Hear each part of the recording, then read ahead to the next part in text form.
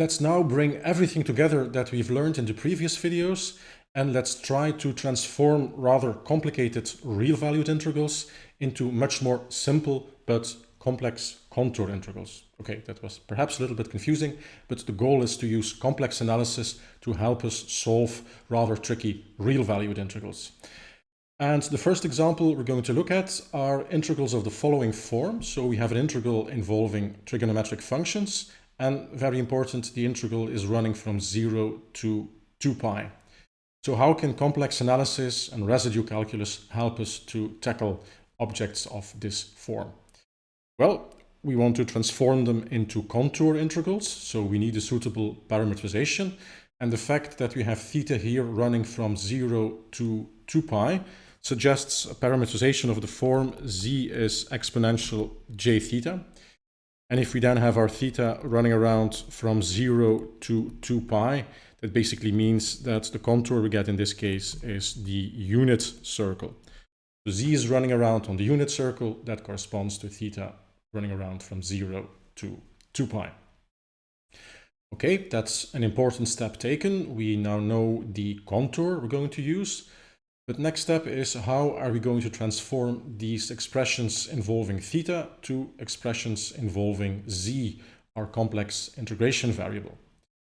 Well, z is exponential j theta, and we know, thanks to our good friend Mr. Euler, that cosine of theta can be written as exponential j theta plus exponential minus j theta divided by 2. That's going to be z plus 1 over z divided by 2. So this is how we transform cosine theta into something involving z.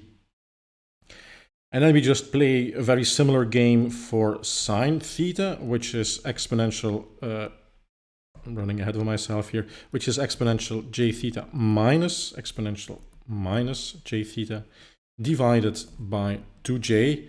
So this becomes z minus 1 over z divided by 2j. Almost there. The only thing we need to pay attention to is this d theta here. So how can we transform that into an expression involving z and dz? Well, from what we know about parametrization of these complex contour integrals, we know that we just need to take the derivative of this expression over here to give us that dz is equal to j exponential j theta d theta, or if you want, jz d theta. Now from this expression we can calculate d theta as a function of z and dz. Finally, if we bring all of that together, we know that we can write our integral now as being equivalent to a complex contour integral, with the contour being the unit circle, of a function no longer of theta, but of z plus 1 over z divided by 2. No longer of sine, but of z minus 1 over z divided by 2j. And rather than having our d theta, we have dz divided by jz. So this is the general theory about these types of integrals. And again, very important, this only works for integrals going from 0 to 2 pi. But let's now try and see how this general framework here turns out in case we're looking at a specific integral. And the integral we're going to look at is an integral from 0 to 2 pi, obviously, of d theta 1 plus epsilon cosine theta, which is an integral popping up in scattering phenomena. And the important thing here is that epsilon is a rather small number. Okay, so what I suggest you do now is pause the video and try and use the technique that we've outlined here to transform this real valued integral into a complex contour integral. Okay, good luck.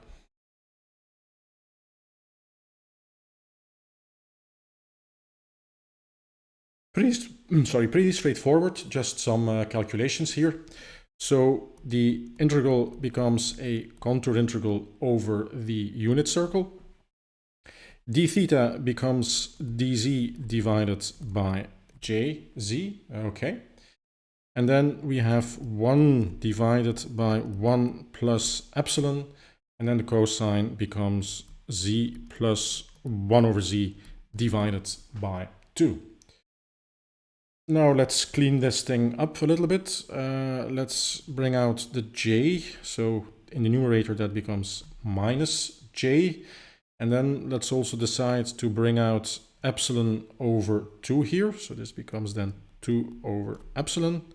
And then we have the contour integral of dz, z times, okay, then the 1 here, that becomes then 2 over epsilon if we bring out epsilon over 2.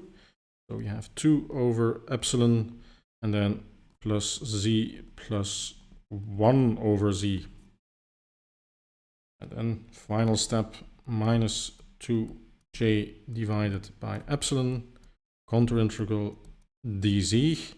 And then let's write this as a nice quadratic equation, giving us z squared plus 2 over epsilon z plus 1.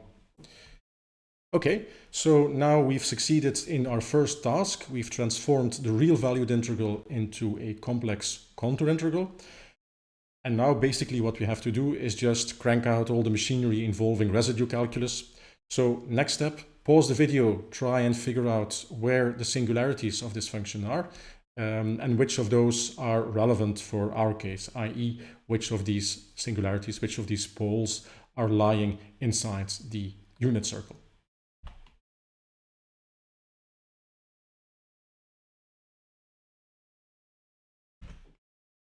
So this function, of course, has 2 poles with this quadratic equation over here. So let's figure out where these poles are located.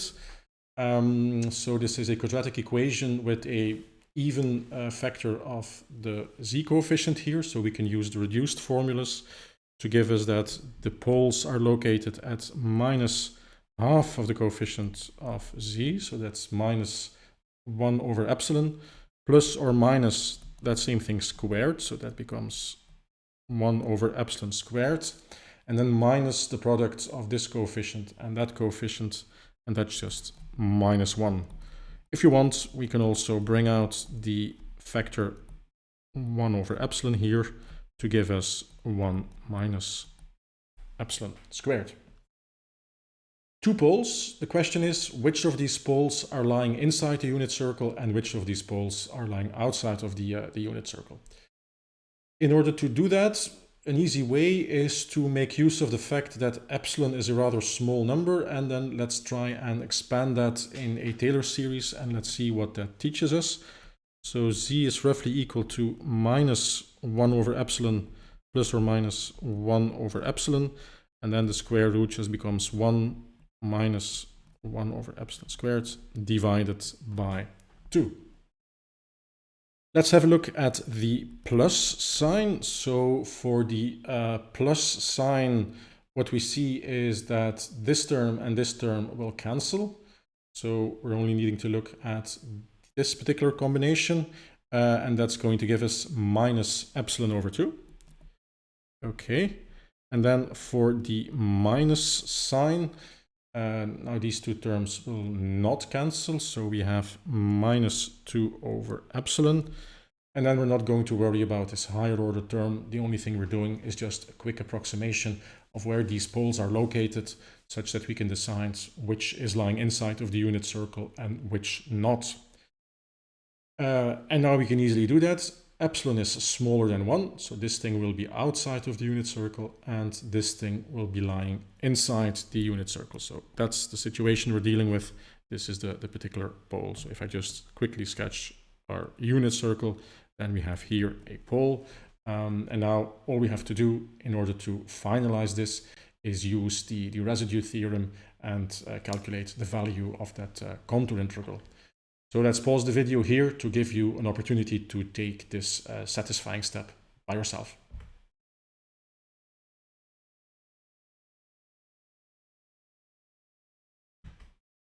So the residue theorem teaches us that the integral is equal to 2 pi j, the sum of all the residues inside the contour. In our case, that's just a single pole here. So okay, let's do that. let's have a look back at our integral, just to remind us that we should not forget this prefactor over here, this minus 2j over epsilon. So let's have the minus 2j over epsilon here. And then we just need to calculate the residue of our particular pole here, which is the pole with the plus sign. Yeah, let's call this thing z plus, and let's call this thing z minus. So the residue of z plus, what is that? Well, the residue of z plus can be calculated with our formula as having our integrand, multiplying it out by z minus the pole, so z minus z plus. And then what we're left with, because we have a simple quadratic equation here, is 1 over z minus the other pole, so z minus z minus. That's going to be minus, and I need some more space here. So minus 1 over epsilon minus 1 over epsilon square root of 1 minus epsilon squared. And then we evaluate that in our pole. So that's c equal to minus 1 over epsilon and then plus the square root thing. So this is the well-known formula of calculating the residue of a single pole. So the limit of z going to our pole of our function f of z minus z naught, in case you needed some reminder. So this is what we're doing here, and that just reduces to this particular formula. Okay, now that we know that, let's again calculate the value of our integral. So we have 2 pi j minus 2j divided by epsilon, and then we just figure out what the residue is. So we basically need to evaluate that subtraction here. So this guy, the 1 over epsilon, will cancel because we have it both here and both there. And then the only thing we're left with is basically 2 over epsilon times that square root. So here we have 2 over epsilon times that square root, 1 over epsilon squared. And that's the value of our integral. Cleaning up some stuff, let's get rid of the epsilon, let's get rid of the 2. Obviously, j times minus j is 1. So finally, the end result is 2 pi divided by 1 minus epsilon squared. And that's a nice closed form solution of this integral. Just a quick sanity check. Let's see what happens if epsilon is equal to 0. Then we should have an integral that's equal to 2 pi. Is that indeed logical? Yes, it is logical, because if we have here epsilon equal to 0, we just have the integral from 0 to 2 pi of d theta, and that is indeed 2 pi. So just in summary, that's how we transform a real valued integral into a complex contour integral and use residue calculus to figure out how to calculate the final results. The 2 steps: first, figuring out what f of z is, then figuring out what the contour is, and then just using residue calculus, figuring out what the residues are of all the singularities inside the contour, multiplying them by 2 pi, summing them all up, and then you have your final result.